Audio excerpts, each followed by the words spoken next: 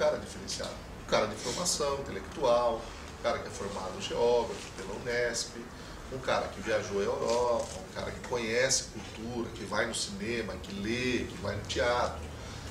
Isso facilitou muito, porque você chegar lá na ponta, falar com o prefeito sem ele saber o que você está falando, não vai acontecer nada. E já passamos por isso, né? Passamos por isso, então, muitas vezes.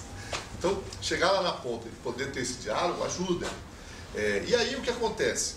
À medida que a gente fazia e provocava uma ação, e ela tinha uma repercussão positiva, a cidade comentava, os políticos comentavam, os artistas comentavam, aí a gente ia e pedia mais grana, falava, ó, tá indo bem, mas precisamos mais um pouquinho. Aí a gente ia lá nos momentos certos, né?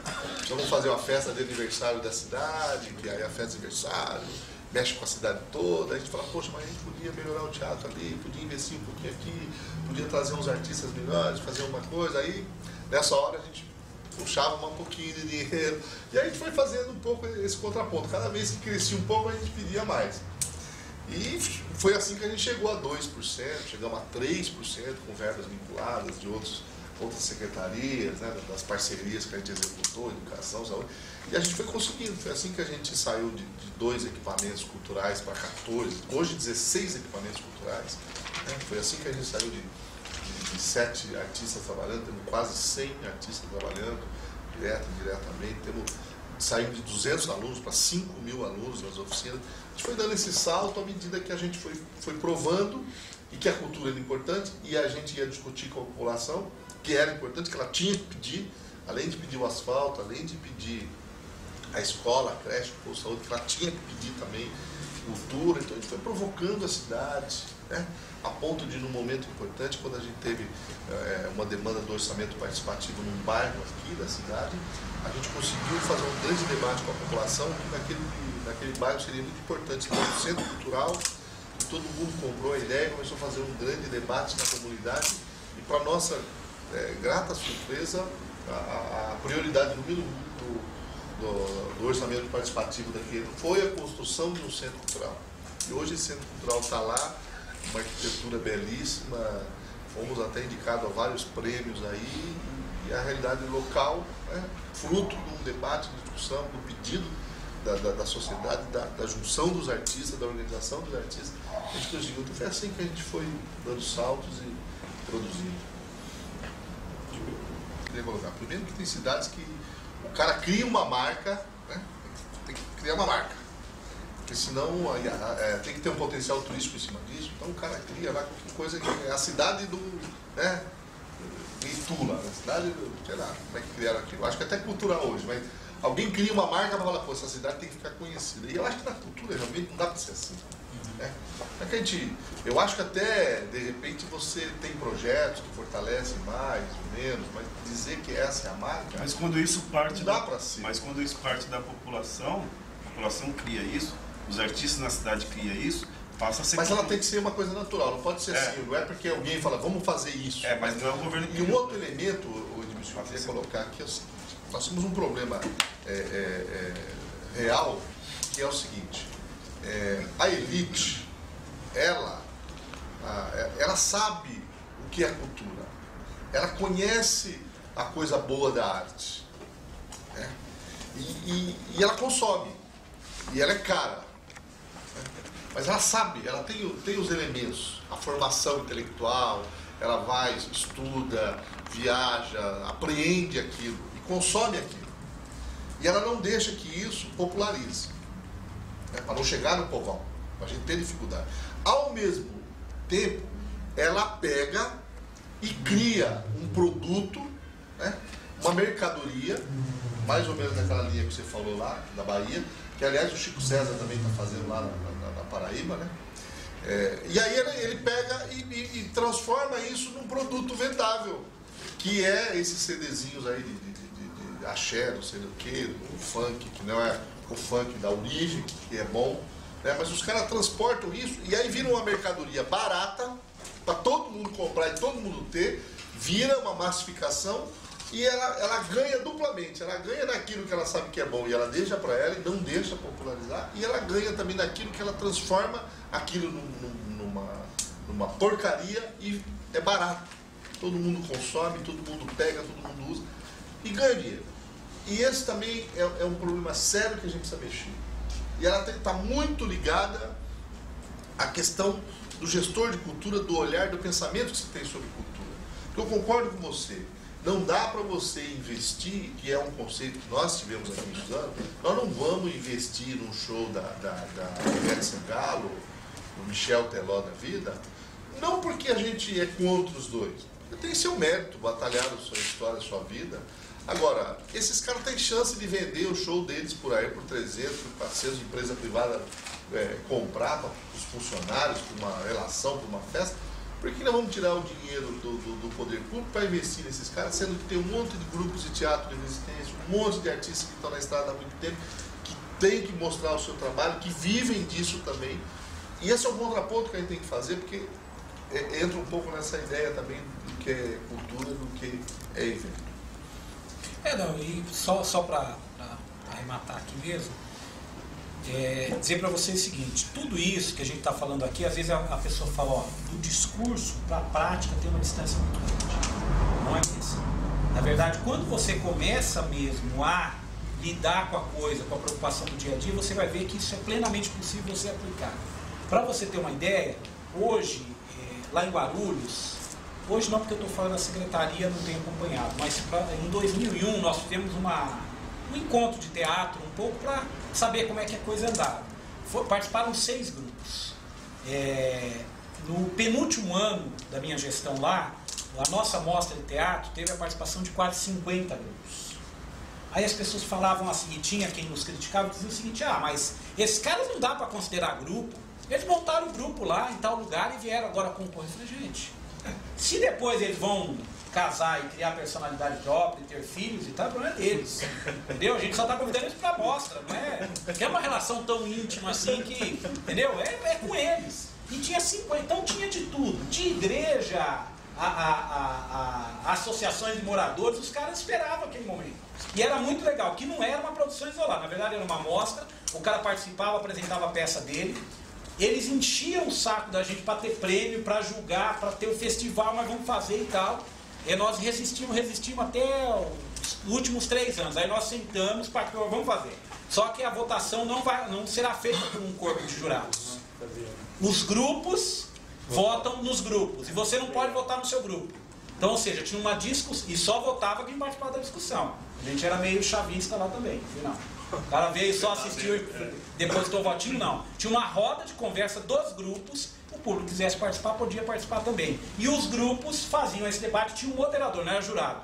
E um moderador para falar da discussão, do conceito, da montagem e tal, depois tinha. Então, a escolha era feita desse ponto de vista dos grupos. E a premiação era estar na temporada dos teatros. Minhas filhas estão vendo e tal, não vou citar nenhum específico, mas esses bem violentos, assim, tipo, os carros explodindo, o cara sai para cima, o carro vai para outro e tal, e tal, e tal. Quando o cara aqui vai filmar uma cena extremamente bonita, bela, numa boa paisagem, entendeu? Com uma boa fotografia, com uma boa iluminação, ele se sente menor. Ele fala, pô, no meu filminho não explode nada. Entendeu? Não tem herói. O que eu vou fazer na minha vida? Não explode nada, não tem herói. A moça bonita não veio, não sai ninguém voando. Poxa, não vou fazer. Mas por quê? Porque a gente não está dentro da possibilidade do cara dizer, você pode fazer cinema. Tem uns caras que inventam, né? Põe umas pólvoras, né? Então você imagina aqueles caras endemoniados que tem dentro da sala de aula, que enchem o saco da gente. Deixa o cara ir fazer capoeira. Né? Entendeu? Vai lá dar umas pernadas lá depois. Dependendo da restrição ou da facilidade ou da proibição, você pode determinar a morte ou o sumiço de uma determinada manifestação cultural. Hoje as cidades são formadas como aglomerados de prédios, sobretudo de torres de prédios, sem se preocupar com esse ambiente socializador da cultura do encontro, da roda de conversa. Você pegar aqui hoje, a grande moda dos grandes apartamentos é o cara, um apartamento enorme, são torres de 20 andares, e o cara tem lá um espaço, que é mais ou menos essa fila aqui que a gente está, e tem uma churrasqueira.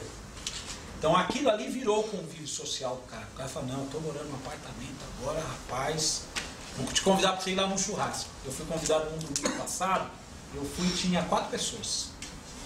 Porque não cabe mais, né? Se chamar mais, você vai ver, tá dando uma festa aí, vai no salão de festa. Então, ou seja, ele já direcionou o local da atividade humana e dizer o seguinte, ó, faz lá, você vai, não é bagunçado, você vai passar, vai pagar, vai reservar o espaço de festas e vai fazer lá. Quando antes não era motivo de festa. Então o fato de cozinhar no domingo, para o povo brasileiro e tal, eu sou filho de nordestino, já é uma festa em si. Então você nem convida as pessoas e as pessoas aparecem lá. Entendeu? Para comer, para beber, para bater papo, levam coisas prontas, essa coisa da cultura brasileira que tem. Então, ou seja, a Câmara discute isso. Mas discute se o cara vai cozinhar no domingo? Discute. Porque dependendo do uso que você der para aquele local, você vai dizer, aqui não vai acontecer mais nada disso. Aqui você vai estar extremamente adensado, que você não vai ter a possibilidade. Influencia do ponto de vista da gente ter opinião nos parlamentos. Infelizmente, as câmaras municipais são os lugares mais despolitizados que existem. Eu costumo brincar com eles que é pior que sala de professor. Em sala de professor você ouve todos os tipos possíveis de conversa. Além da venda do produto da Avon, da Demil, da Natura, essa coisa toda. Mas Câmara de Vereadores só não tem a venda da Avon, da Demilos, da Natura, essa coisa toda. O resto tem tudo. Por quê? Porque na verdade o vereador, ou a maior parte, a maioria, infelizmente, dos vereadores, eles se elegem meio numa bandeira assim, eu vou pegar voto em tudo quanto é lugar, eu não manjo nada, onde tiver voto eu estou indo. De briga de galo a um culto numa igreja, eu estou dentro. Estou participando porque lá vai ter voto, é com nós mesmo. Até porque a pessoa acaba perdendo a possibilidade de se eleger se não faz esse monte de atividade. Então acaba tendo uma espécie de meio que prostituição da busca do voto. E aí quando você chega lá, você chega muito enfraquecido e a formação da Câmara é uma formação muito ruim. Para vocês terem uma ideia, nós somos 34 vereadores em Guarulhos, eu e mais 33. Às vezes você tem a impressão que o discurso que você está fazendo para si mesmo. Porque nem os seus companheiros de bancada estão prestando atenção no que você está falando, e a coisa que você está falando às vezes é muito importante para o debate, para a discussão. O parlamento onde não se parla. Tem vereador que fica irritado quando a gente fala. Ele fala, pô, você vai ficar falando aí até que hora? Vamos votar o que tem que votar logo e vamos embora. Infelizmente é isso. Tem vereador que nunca parlou. Parlamentar tem. Em 34 tem muitos vereadores que nunca. Você não conhece a voz do cara. Mas lê a Bíblia, não lê a Bíblia? Oi? Lá em Guarulhos tem aquela coisa de ler a Bíblia na abertura da sessão? Não lê. Só fala sobre a proteção de Deus. Não lê a Bíblia, viu? Não. Então, ou seja, o que acontece? Este local é um local que a gente tem que entrar um pouco para inverter essa ordem, essa lógica do debate que se faz. Porque o parlamento ele é extremamente, num primeiro momento, elitizado do ponto de vista econômico, e hoje ele continua elitizado, uma boa parte do ponto de vista econômico, e quando não, do ponto de vista das ideias que se discutem lá. Então, ou seja, a Câmara e o Parlamento... nem é da classe social do aquele vereador. Não é. Ele defende uma ideia de uma classe que não tem nada a ver com ele. Porque ele acha que como vereador ele tem que se comportar perante a sociedade. Ele não pode ser algo distante da sociedade, tem que me comportar. Então tem comportamentos que não cabem bem aqui. Eu sou vereador agora. A descriminalização da maconha lá... Não, aí da briga. Aí o que acontece? Para vocês terem uma ideia, para não me alongar muito, o que eu acho? Eu acho que primeiro... Aí vocês vão falar, pô, mas vocês desanimam, então para que vai ser vereador? Na verdade, porque a gente como vereador se constitui enquanto autoridade. Essa autoridade te traz uma possibilidade que as pessoas te olham como autoridade. Esse cara é uma autoridade. Então o peso da palavra do professor, do educador, é o peso quando é um educador que tem um mandato parlamentar, até porque ele representa uma parte da população, é outro. Então a emissão de pensamento, de valores, de ideias, tem um peso diferente na sociedade. Então acho que esses espaços nós temos que ocupar efetivamente. O Florestan Fernandes, muita gente dentro da academia, dentro da universidade, dizia que ele perdeu tempo ao ir para o Congresso. Ele escreveu alguns textos, eu convivi um período com o professor Florestan Fernandes, ele escreveu que ele conseguiu, e olha da estatura intelectual que era o Florestan Fernandes, entender o processo da burguesia e das elites brasileiras de forma mais clara no parlamento. Porque lá ele conviveu com um cara, por exemplo, chamado Ronaldo Caiado, que é um cara mais que tem lado mesmo, um cara, sabe, convicto assim do que eu vim aqui defender, aqui não tem conversa não, meu negócio é os ruralistas e tal, e acabou. Então, ou seja, ali ele pôde perceber naquele mix o que era a sociedade exatamente brasileira, representada no seu parlamento. Então, ou seja, eu acho que essa presença nossa, principalmente de quem vem da luta social e que passa pela gestão, é importante porque a gente consegue qualificar alguns temas.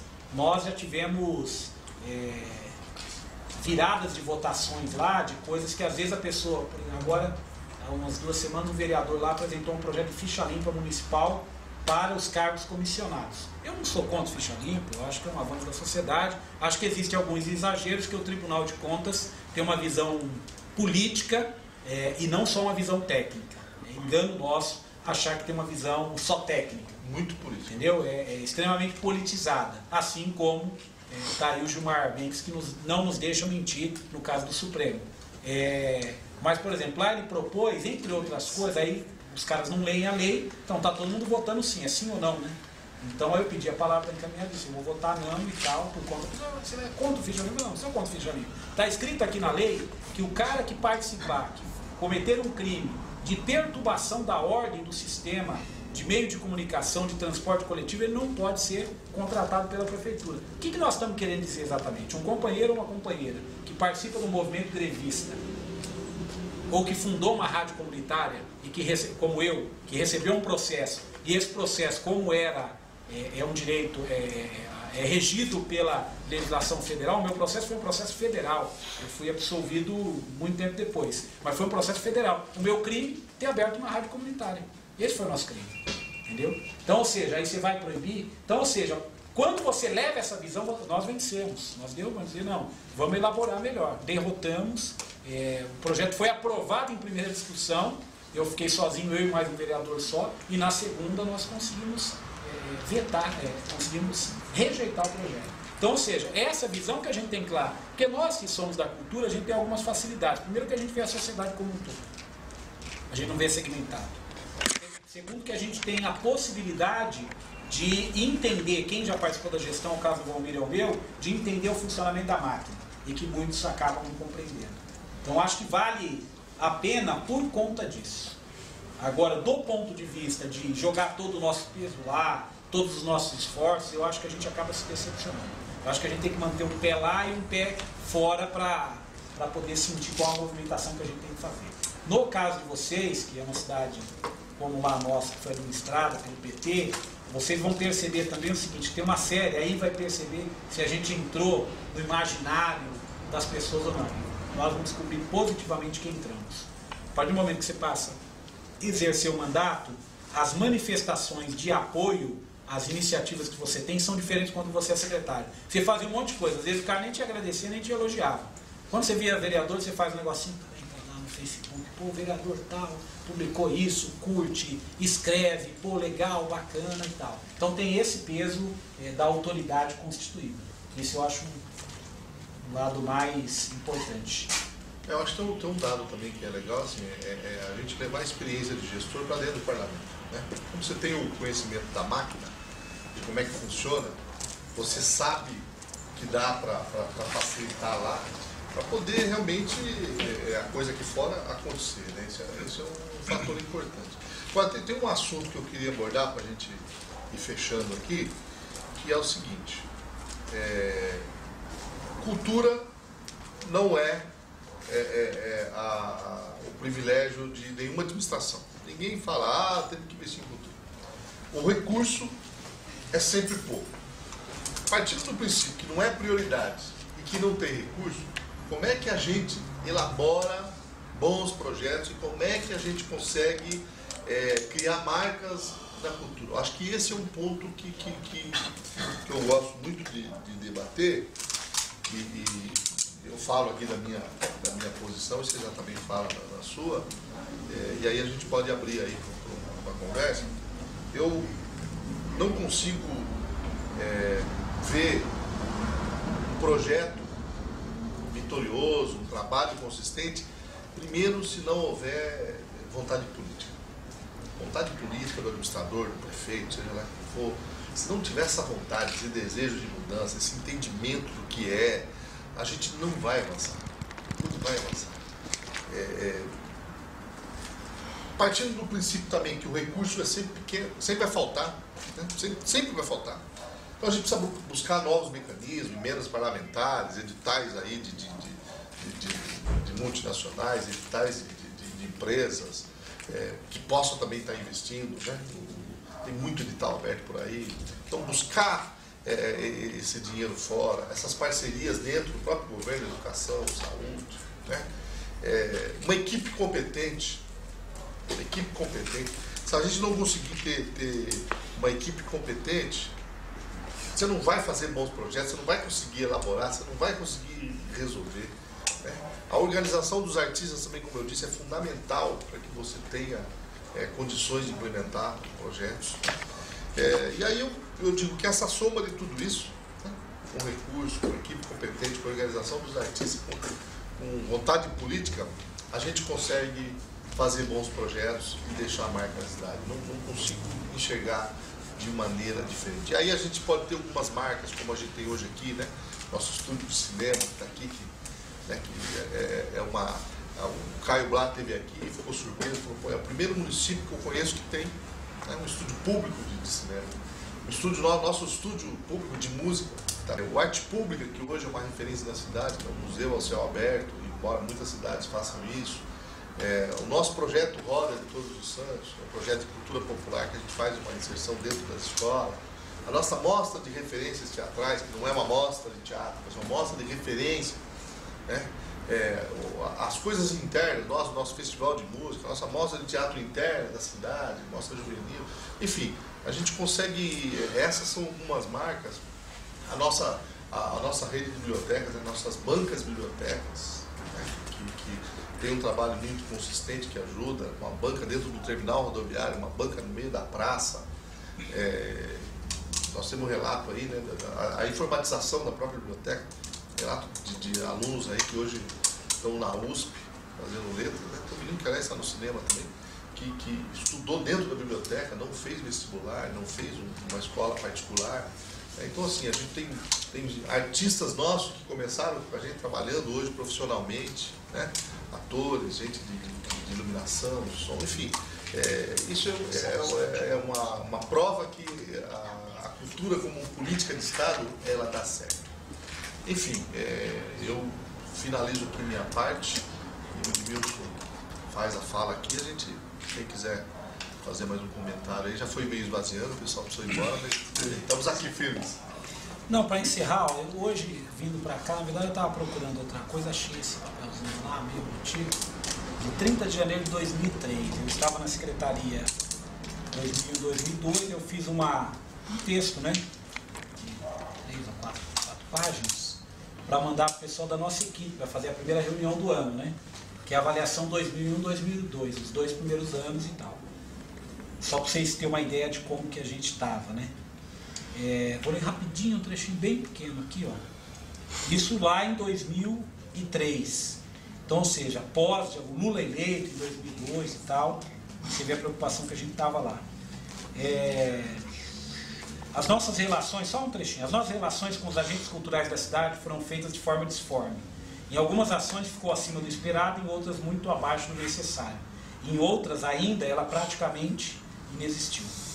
O temor que tínhamos de que as nossas ações estivessem apenas cumprindo uma agenda de eventos e não desempenhando o papel de trazer o envolvimento com a comunidade, seja ela de produtores ou de apreciadores das manifestações culturais, continua sendo uma preocupação que a todo momento bate à nossa porta. A forma que temos para não mergulharmos em uma ação promotora de eventos está justamente no envolvimento cada vez maior dos elementos vivos da sociedade. Nossa presença não pode ser por demais inibidora das ações espontâneas da sociedade. Porém, não podemos deixar de disputar ideologicamente esse espaço, sob pena de sermos coniventes com ações atrasadas do fazer cultural. Então, isso aqui, lá em 2003, a gente estava preocupado. Então, ou seja, a gente tinha 2 anos, aqui ao final eu digo, né, que a gente quer terminar a última etapa, os últimos 2 anos de forma vitoriosa. Então, depois disso, a gente ainda, o prefeito cometeu a irresponsabilidade, depois de 4 anos errando, a gente chamou para mais 4 anos, entendeu? E é isso, gente. Eu queria encerrar aqui mesmo dizendo para vocês que vale a pena o que a gente está fazendo, vale a pena a possibilidade que a gente está construindo. Eu abri lá para eles, à época, uma conversa sobre um pouquinho dessa história que eu contei para vocês aqui, dessa iniciativa do Mário de Andrade, no começo, como surgiu essa história de ter política cultural e tal, que eu acho que é bom sempre a gente revisitar, sempre a gente ver isso, para perceber a nossa origem, de gestores e de pessoas que falam, não estou entendendo o que está acontecendo, a gente luta, e parece que estamos saindo do lugar. A gente vai ter essa noção. Um poema que também é do Andrade, mas não é o Mário, é o Carlos Drummond de Andrade, que abriu o texto. Também é tão bom quanto? Que é tão bom quanto, eu gostaria de encerrar aqui a minha participação dando para vocês. Nosso tempo. Este é um tempo de partido, tempo de homens partidos. Em vão percorremos volumes, viajamos e nos colorimos. A hora pressentida esmigalha-se em pó na rua. Os homens pedem carne, fogo, sapatos. As leis não bastam. Os lírios não nascem da lei. Meu nome é tumulto, escreve-se na pedra. Visito os fatos, não te encontro.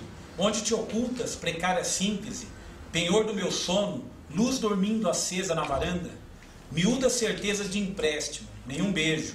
Sobe ao ombro para contar-me a cidade dos homens completos. Calo-me, espero, decifro, as coisas talvez melhorem. São tão fortes as coisas. Mas eu não sou as coisas e me revolto. Tenho palavras em mim buscando canal. São roucas e duras, irritadas, enérgicas, comprimidas há tanto tempo. Perderam o sentido. Apenas querem explodir. Grande Carlos.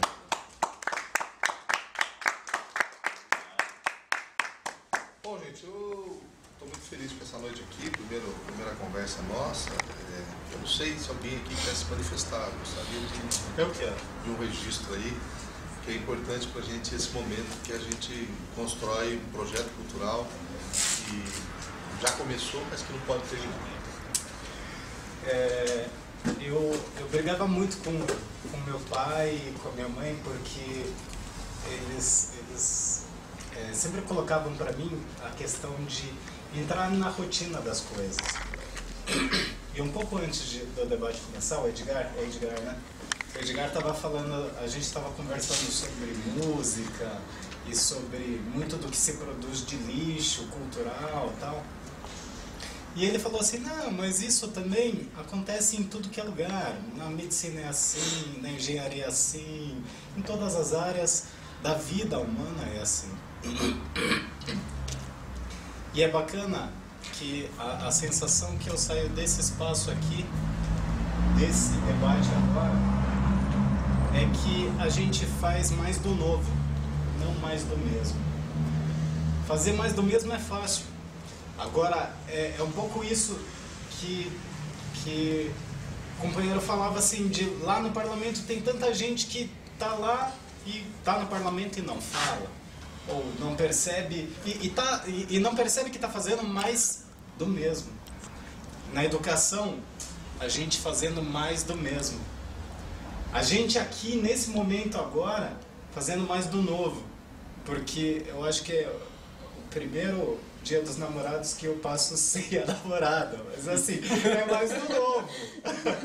E tô feliz de estar fazendo mais. A gente não passa com defunto, né? Pois é. Tô feliz de estar fazendo isso. Tô fazendo mais do novo. Porque quando a gente faz isso, a gente muda tudo. Então, eu queria só reforçar uma coisa que, né, a gente não cansa de falar. Tinha um elemento que a Mauri falou, além da comunicação, né, que estraga, a comunicação de massa que estraga a vida, tem o problema das drogas também, né? É um elemento forte hoje que compete com a gente também, né? Mas a gente poder ainda, nos dias de hoje, né, a gente ainda poder sentar, se reunir, né, no horário da novela, no horário que a TV está aí forte, né, e a gente poder discutir, debater, falar sobre arte, sobre cultura, não é pouca coisa, né? É uma coisa essencial. Como é essencial a poesia, como é essencial o Drummond, Bandeira, como é essencial a música, a arte, a cultura. Por isso que eu fico feliz que ainda a gente se predisponha a momentos de conversa, de debate, para falar de arte, de cultura. É isso que me reforça aqui, que me faz acreditar cada vez mais na arte como a grande revolução do ser humano, porque eu acho que é através dela que a gente muda o mundo. Eu não vejo outro caminho. E o dia que as pessoas tiverem tempo para parar, para poder falar de arte, de cultura, né? E ao invés de ficar vendo a massificação que a televisão impõe para a gente, né? As drogas que estão aí, a gente com certeza muda a história desse mundo. É nesse intuito. E aí a gente precisa de gente na Câmara, no Parlamento, no Executivo, para poder mudar essa história. Obrigado pela... Eu falar só fotografia e cinema, Quando eu falo de cinema, já está tudo embutido aí dentro. Mas Amanhã a gente continua, né, Valmir? Tem o próximo debate. amanhã tem o próximo, depois aí vamos estar aqui presentes. Quem pegou a programação? Não vamos filmar totalmente, mas amanhã é outro processo. Amanhã não poderei vir, tá, gente? sensacional.